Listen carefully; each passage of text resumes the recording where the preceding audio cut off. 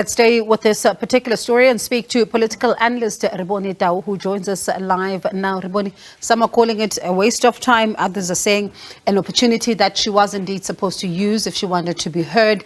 Others are saying that it was a waste of their data. Others are saying that she did right by doing this. What were your thoughts when you saw that press briefing?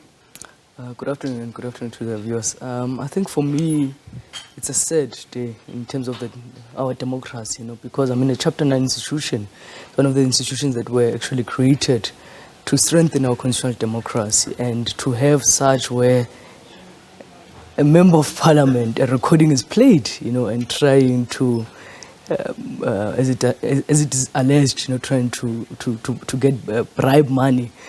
It actually questions, are we led by hustlers or what? Because, this is part of hustling, we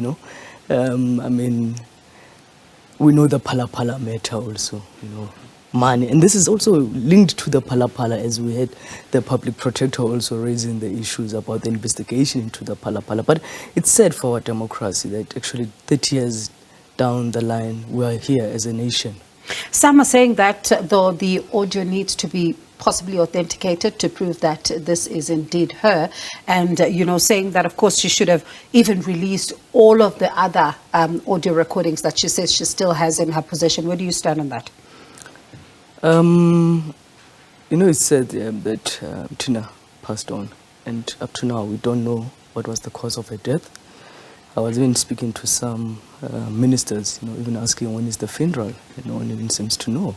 Why is there even a delay, and that she passes on during this whole thing. You remember that a day before her death, there was an article in the papers that we saw in the Sunday papers about the WhatsApp messages. There's nothing wrong indeed with making sure in terms of the authentic of the audio, but it is worrying. We can't just take it lightly because we don't know what is the cause of Tina's death, and that why is it that immediately after this thing is published in the papers, then she passes on. One of the things that is also being looked at right now with bated breath is how the ANC responds to, a lot of these allegations that came out today. And I wonder, in your view, first of all, how seriously should they be taking this, and what impact is it likely to have on the party?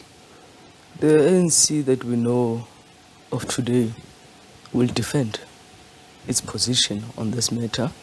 It will actually be shocking for the ANC to take this matter serious, because for the longest time the ANC does not take any matter that we see in the public domain that affect the party as an organization on a serious matter. We know that Mkhwebane, we can say that some can say she's linked to the RT faction within the ANC, which has become very weak. Some can say that since the turn of President Ramaphosa, she's been on President Ramaphosa's case. We know we can go back to the CR17 files that have been sealed by the courts. So I don't see the ANC actually coming with wisdom, trying to show us that they're indeed a leader of society, as they always claim to be a leader of society, or even saying that the speaker, not the speaker, the chief whip, should recuse herself at this present moment, and Richard, because they are conflicted whether there is a direct communique between them and the husband, but there is that communique between Tina and the husband, and which implicates the two. Now, when you think about that particular inquiry and what she then says when it comes to some of the Parliament, you've alluded to it, and it was one of the questions that she believes that it was directly linked to what we are seeing now becoming the turning out to be the impeachment, the possible impeachment of her in Parliament through the Section 194 process. And it's something that she also raised in the court as well when we saw that judgment in the Western Cape High Court. But it's going to continue to be a claim that is in the public domain until and when the public protector, the acting that is, releases that report into this particular matter. I think all of us would like to see what she's going to release, especially because we know that Mkhwebane's term of office, it's coming to an end in 4 months' time. And we know that she, according to the Constitution, can only serve 7 years, as a public protector. And also the question that what is the ambition of the deputy public protector, because people have got ambitions, and how is she going to handle this report, and what is it that she's going to release to the public? Because we look at SARS has not said anything, the Hawks, SABS, like the ANC itself, they said this matter, they're taking it to conference. When they arrive at conference, we're taking it back to the NEC. No one wants to talk about the Pala matter. Why do you think that is? Because in this country, when you're a president, you're the most powerful person. And we saw it also with Jacob Zuma, like the Nkandla matter, that nothing happened. That's why we've got the Zondo Commission, with the Guptas and that relationship that he had. Because the ANC or the ANC and those given the task in Parliament tend to always turn a blind eye when it comes to matters pertaining the president. And I always say, what happened to the July unrest, the ANC must take the blame for that, because they failed to deal with the matters. I want us, before I let you go, to look ahead to the ANC Youth League conference, happening towards the end of the year. You were, in fact, towards the end of the month, you were inside at some point. And some have said that the late entry of the name of Zuko Kodlimpi into the race may change things somewhat. You think so? Is the Youth League still existing? I think that's the question that we should ask ourselves. So you don't think that the structure that's going into conference is still a structure that's in existence? These people yesterday issue discussion documents after BGMs have closed.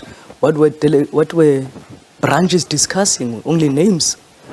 But also it shows that, for me, it's about the CR faction. They seem to be highly divided, because you have Colin Malachi, who's linked to that faction, who at some point he was the front runner, and then Zugo, now they just arrived in China 2 days after being in China with the Secretary General. We see a poster of him, and they all come from the same faction. The center is not holding in that faction. Actually, one is asking, what is it that they're seeking to achieve this faction?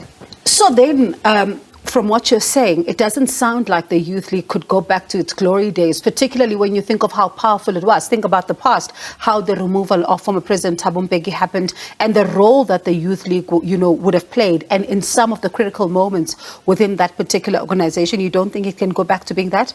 I don't know if the conference will sit end of the month. I think that is the most issue that we need to look at, because there's issue of disputes.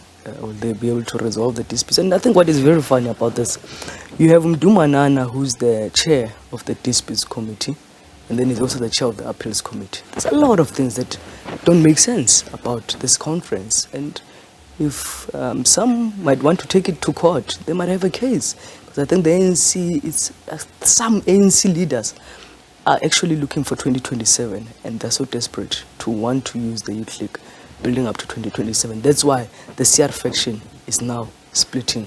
That's why you've got so many candidates. You look at even the Women's League. By the way, the Women's League, they said they're sitting on 17 this weekend, and there's no sign of that conference sitting of the Women's League. So, and then you look at all the candidates, besides the Batabian Them slate, you've got Tembeka Mtunu contesting Sisito Lashe. They're from the same faction. You've got Lydia from Mpumalanga contesting Noktula from Western Cape for SG. They're both from the same faction. I just wish we had more time, because you talk about leaders. One thinks about the Premier League at that time and the role that would have been played. And you look at what has happened now to some of those who are said to be in the Premier League, and what is happening now with the lists and all of that. But I hope you come back again and we talk about what this means. Because when you say that the conference might not sit, I wonder then, what does it mean for the Youth League? That was a political analyst and author of The Rise of Fall and Fall of the ANC Youth League, Rebone Tau.